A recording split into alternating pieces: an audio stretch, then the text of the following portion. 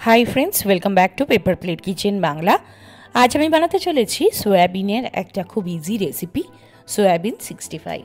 Soybean 65 recipe किन्तु evening snacks हिसाबे खावा जेते पारे और एटा जेमन बाइरे थेके मुचमुचे हय भेतर थेके किन्तु एकदम सफ्ट हय। तो देखा जाक सोयाबिन 65 बानानोर जोन्नो कि कि उपकरण लागছে। प्रथमे एक कड़ाइयेर मध्ये जल दिए दिएछि, जलटाके गरम हওয়ার জন্য बसिए दिएछि। जलेर मध्ये दिए दिচ্ছি 1 टेबिल स्पून सल्ट। जलटा फोटार जोन्नो अपेक्षा करते थाकबो। जल फुटे गेलेई एर मध्ये दिए दिচ্ছি किछु सोयाबिन, एक बाटी सोयाबिन आमि एखाने व्यवहार करছি। सोयाबिनगुलोके किन्तु एर मध्ये आमि दिए दिয়েছি। 2 থেকে 3 मिनट पर्यन्त फुटते किन्तु दिए देबो, एर बेशी किन्तु फोटाबो ना। सोयाबिनगुलो जाते सफ्ट हय सेदिके किन्तु देखते हबे।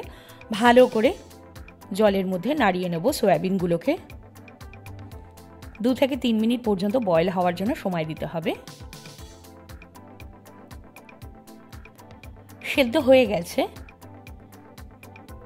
এরপরে কিন্তু সয়াবিনগুলোকে একটা ছাকনা দিয়ে তুলে নিচ্ছি। গ্যাস অফ করে দিয়েছি।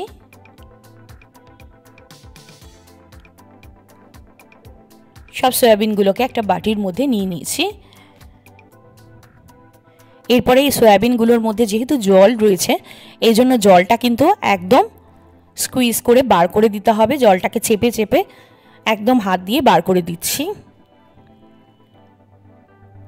एकदम झरझरे करे निচ্ছি सोयाबिनगुलोके।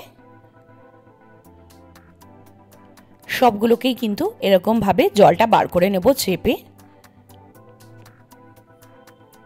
এরপর এর মধ্যে কিছু মশলা অ্যাড করতে হবে। প্রথমেই দিয়ে দিচ্ছি 1 টেবিল স্পুন আদা রসুন বাটা, দিয়ে দিচ্ছি 1/4 টিস্পুন জিরের গুঁড়ো, 1/4 টিস্পুন ধনের গুঁড়ো দিয়ে দিচ্ছি, 1/4 টিস্পুন লাল লঙ্কার গুঁড়ো দিচ্ছি, আর দিচ্ছি 1 tablespoon Kashmiri red chilli. নুন দিয়ে দিচ্ছি 1/4 টিস্পুন। এরপর এর মধ্যে দিয়ে দিচ্ছি ময়দা। ময়দা এখানে 3 টেবিল স্পুন ব্যবহার করেছি।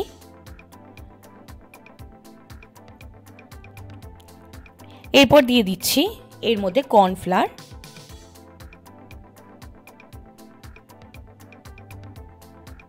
আর দিয়ে দিচ্ছি টক দই। টক দই এখানে 2 চামচ ব্যবহার করেছি। 2 থেকে 3 চামচ ব্যবহার করলেই যথেষ্ট।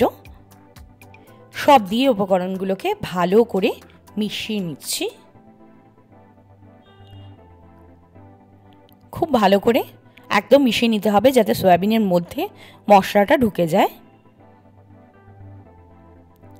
খুব ভালো করে মেখে নিয়েছি। ম্যারিনেশন হয়ে গেছে। এরপর কড়াইতে তেল গরম হলেই মিডিয়াম ফ্লেমে এক এক করে সয়াবিনগুলোকে ছেড়ে দেব।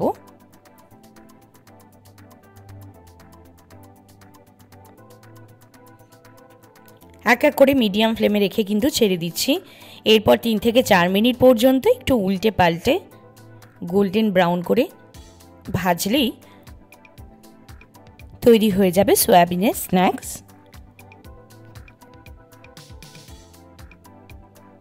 3 থেকে 4 মিনিট পর্যন্ত ভাজলেই যথেষ্ট। এটা কিন্তু খুব ইজি স্ন্যাক্স আর খুব ইজিলি তৈরি হয়ে যায়। যে কেউ এটা বানাতে পারবে। এই রেসিপিটি আপনাদের কেমন লাগলো কমেন্ট করে জানাতে কিন্তু একদম ভুলবেন না। এরকম আরও অনেক সহজ রেসিপি পেতে আমাদের চ্যানেলকে অবশ্যই সাবস্ক্রাইব করে রাখতে পারেন আর লাইক আর শেয়ার করতে কিন্তু একদমই ভুলবেন না। এরপরে গ্যাসটাকে আমি বন্ধ করে দিয়েছি। বন্ধ করে দিয়ে বেশ কিছু কারি পাতা এর মধ্যে দিয়ে দেব।